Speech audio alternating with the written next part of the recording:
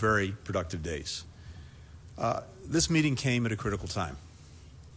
In recent weeks, Russia has stepped up planning for potential military action in Ukraine, including positioning tens of thousands of additional combat forces near the Ukrainian border. The Lukashenko regime in Belarus has callously exploited the desperation of thousands of migrants to provoke a crisis along Belarus's borders with Latvia, Poland, and Lithuania. 3 months after Operation Resolute Support in Afghanistan ended, the alliance remains focused on the fight against terrorism, including ISIS-K. And we're pressing ahead in writing a new strategic concept for NATO to make sure the alliance is prepared for emerging threats in a changing world. So here in Riga, we discussed these topics and more. Secretary General Stoltenberg did a remarkable job leading our discussions, as he has done leading the alliance these past years. And he just covered a lot of ground in his own press conference. So let me just speak briefly to 4 key issues before taking questions. First, on Russia and Ukraine.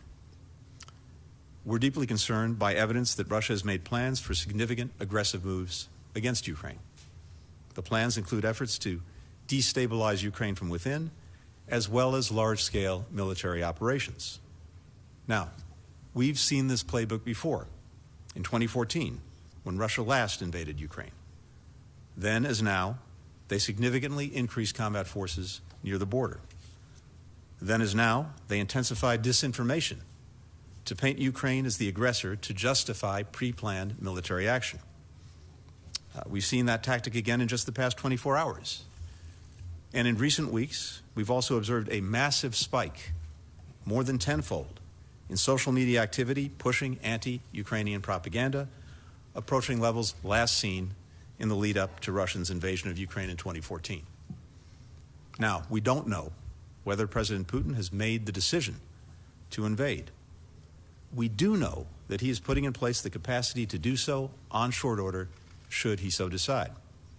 So despite uncertainty about intentions and timing, we must prepare for all contingencies while working to see to it that Russia reverses course. The United States has been engaging intensively with allies and partners on this issue and directly with President Putin. President Biden convened the leaders of the United Kingdom, France, and Germany on the situation in Ukraine at the G20 meeting in Rome a few weeks ago. Then, at the President's direction, CIA Director Burns traveled to Moscow to convey our concerns, our commitment to a diplomatic process, and the severe consequences should Russia follow the path of confrontation and military action. We've made it clear to the Kremlin that we will respond resolutely, including with a range of high-impact economic measures that we've refrained from using in the past. Following my own meetings with President Zelensky and Foreign Minister Kuleba last month, other senior State Department officials have been engaging with Ukrainian partners, with NATO allies, and with the Russians. And I came here to Riga to consult and coordinate with our allies. And it is evident they are as resolute as we are. I heard that loud and clear in our discussions yesterday and today from virtually all NATO members and in direct consultations with France, Germany, and the United Kingdom. We are prepared to impose severe costs for further Russian aggression in Ukraine. NATO is prepared to reinforce its defenses on the eastern flank. My consultations will continue tomorrow at the OSCE Foreign Ministers meeting, where I'll also meet with Ukrainian Foreign Minister Kuleba and Russian Foreign Minister Lavrov. The United States remains unwavering in our support for Ukraine's sovereignty and territorial integrity and committed to our security partnership with Ukraine. And just as we've been clear with Moscow, we're also urging Ukraine to continue to exercise restraint. Because again, the Russian playbook is to claim provocation for something that they were planning to do all along. Diplomacy is the only responsible way to resolve this potential crisis. The most promising avenue for diplomacy is for Russia and Ukraine to return to dialogue in the context of the Minsk agreements, which aims to end the armed conflict in eastern Ukraine. President Putin said recently, and I quote, "There is no alternative to the full implementation of the Minsk agreements." President Zelensky has also reiterated Ukraine's continued commitment to Minsk. The United States reaffirms our support for diplomacy and for implementing the Minsk agreements. We call on all sides to restore the ceasefire to July 2020 levels.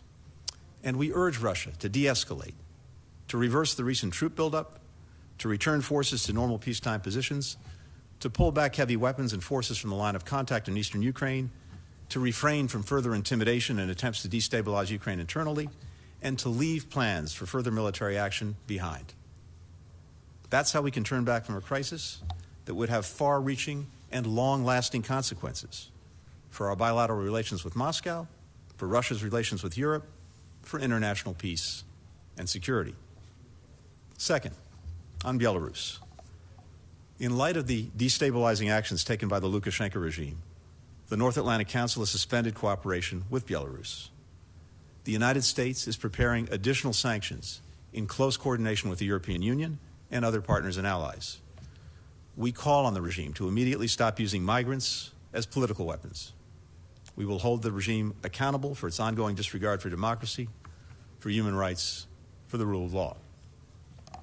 Third, on Afghanistan. 3 months after the end of NATO military operations in Afghanistan, our work together continues. For 20 years, NATO made sure that Afghanistan could not again become a safe haven for terrorists to threaten our countries and our people. That's why we went there in the first place. No attacks on allies or partners originated in Afghanistan during that time. And together, we decimated al-Qaeda's capacity to attack any of our countries or people from Afghanistan. Now, NATO remains fully committed to the fight against terrorism worldwide and will use all our capabilities to aid in that fight. I also took the opportunity to thank NATO allies and partners again for all the contributions that they made to the end of Operation Resolute Support and the successful evacuation of more than 120,000 people from Afghanistan. From providing military bases for transit to setting up temporary housing facilities for Afghan evacuees and their families, to stepping forward to welcome those families to new permanent homes, NATO allies and partners did whatever it took to get the job done. For our part, the United States has facilitated the departure since September 1st of 470 U.S. citizens, 417 lawful permanent residents, and other Afghans at risk. Around 83,000 Afghans have arrived in the United States to start new chapters in their lives. And together, as an alliance, we're discussing and tackling many of the challenges that remain, from humanitarian concerns to the security situation. Fourth, the new strategic concept for NATO. The work that we'll do on that strategic concept between now and the summit next year is vitally important for modernizing our alliance, making sure that it's able to address challenges we'll face in the future, fostering unity among the allies as we navigate an increasingly complex and unpredictable security environment. I think, as you know, the current strategic concept, the one that we're operating under now, dates to 2010, when Russia was considered a partner, China was not mentioned, and the alliance did not yet account for new challenges like cyber threats and the climate crisis. I again want to commend Secretary General Stoltenberg for leading this process so effectively. We'll do our part to help produce a strategic concept that reflects the world that we live in and the unique strengths that the alliance brings to bear on that world. Because the United States is deeply committed to NATO. It's critical to our security. It's built on shared values. It's a powerful force for stability in Europe and North America. And at a moment when many democracies are facing serious challenges and the international rules-based order is increasingly under threat, NATO must remain strong. It must remain united. President Biden has made revitalizing America's alliances, starting with NATO, a #1 priority. And our commitment to the security of our allies and to Article 5, an attack on one is an attack on all, is ironclad. And with that, I'm happy to take some questions. We have time for 3 questions. We'll start with Humaira Pemek of Reuters. Thank you. Good afternoon, Mr. Secretary. Afternoon.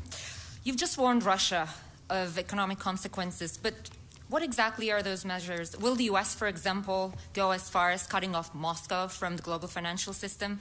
And since Russia has already been sanctioned and weathered those sanctions, what makes you think that Putin will be deterred by today's warning?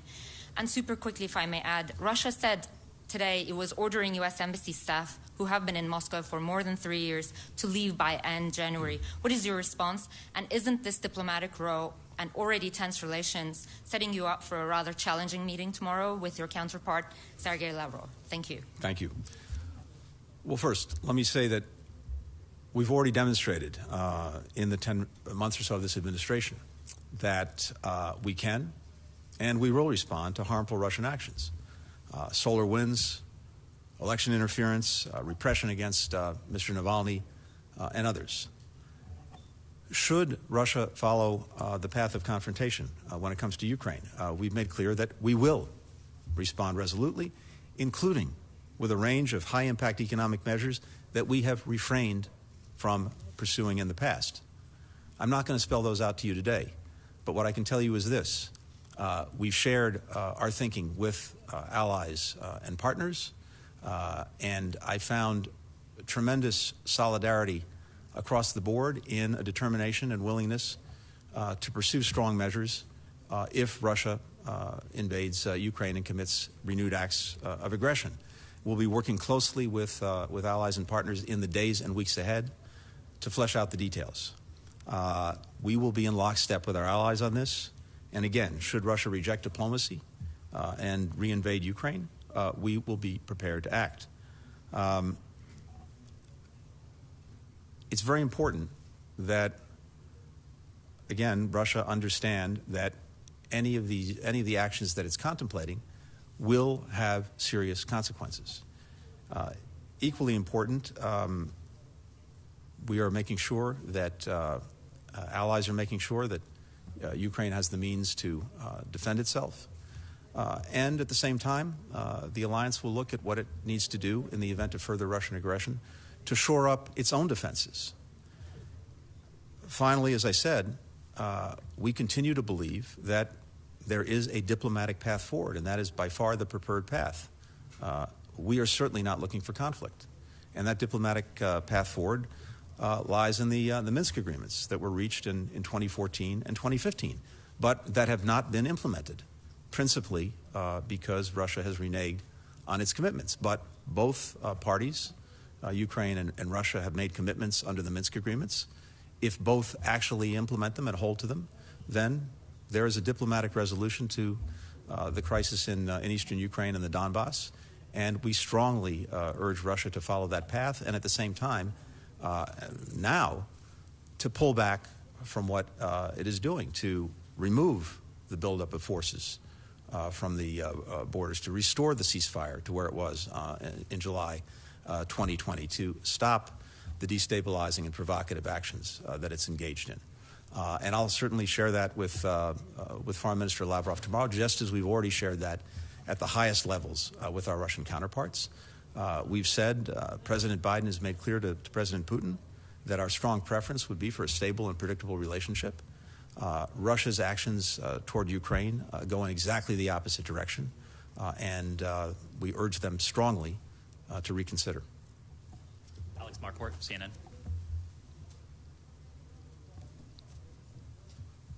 Thank you, Mr. Secretary. Would Russia actually need to carry out some sort of military action in order to face these serious consequences, or is there a level of intervention, some of which you just described in terms of their disinformation campaigns, which would trigger some of these consequences? And though you said you won't go into some of the detail today, what level of detail will you give to Foreign Minister Lavrov tomorrow? And if I may just ask you to respond to some comments that President Putin made today. He said that he will insist on an elaboration from the U.S. and allies of an exclusion of further NATO advancement in the East and deployment of weapons systems in the immediate vicinity of Russia. If you could respond to that. Sure. Thanks, Alex. Again, I'm not going to spell out today the specifics.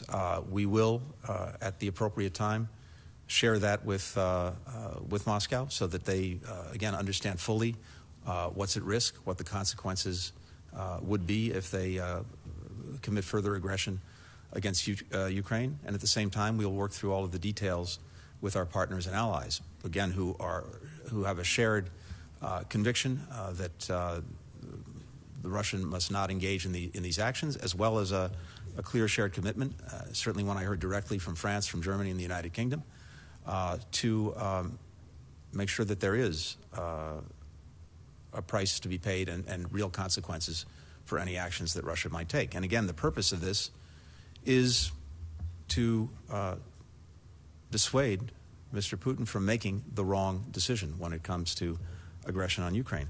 I saw the statement that you referred to, and quite frankly, it's perplexing, because the idea that Ukraine represents a threat to Russia would be a bad joke if things weren't so serious.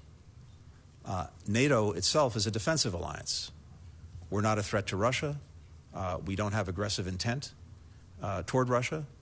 Every step that we take is designed to make sure that we have in place effective defensive measures to protect the members of the alliance, as well as to help our partners have in place the defensive needs so that they can properly defend themselves against aggression. That is the purpose of the alliance, and the idea that Ukraine represents a threat to Russia, or for that matter that NATO represents a threat to Russia, is profoundly wrong and misguided. Our final question will go to Thomas Gutschker from Frankfurter Allgemeine Zeitung.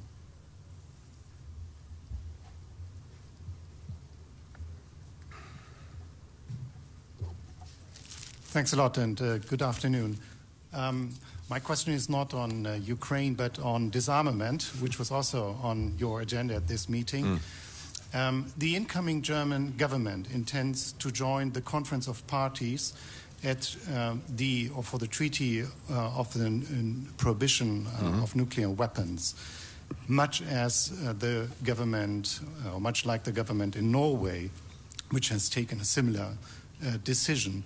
So my question to you is, how do you assess that in view of an alliance that continues to rely on nuclear deterrence? Thank you.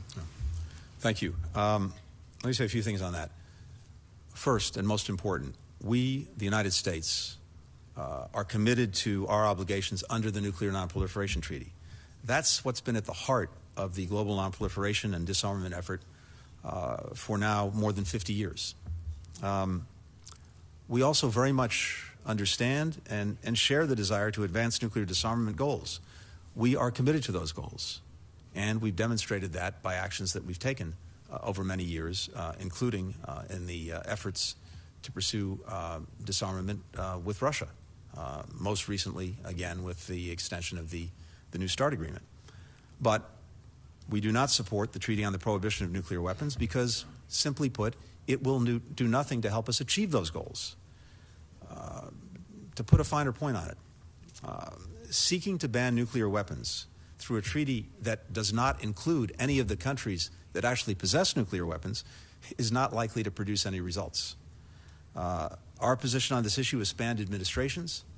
It's shared by all the other nuclear weapon states and our NATO allies, as the alliance reiterated during our summit in June, and other allies covered by our nuclear umbrella. We welcome the German coalition's announcement that they plan to remain part of the NATO nuclear sharing agreement. We stand ready to work with all countries on tangible and verifiable measures to reduce strategic risk and enable real progress on nuclear disarmament. That is the objective. And to be clear, and I just want to emphasize this, we don't for a minute question the motivations of TPNW supporters, but we simply don't believe that the treaty will aid in actually meeting the objectives that we share. Thank you, Mr. Secretary. Thank you, everyone. Thanks, everyone.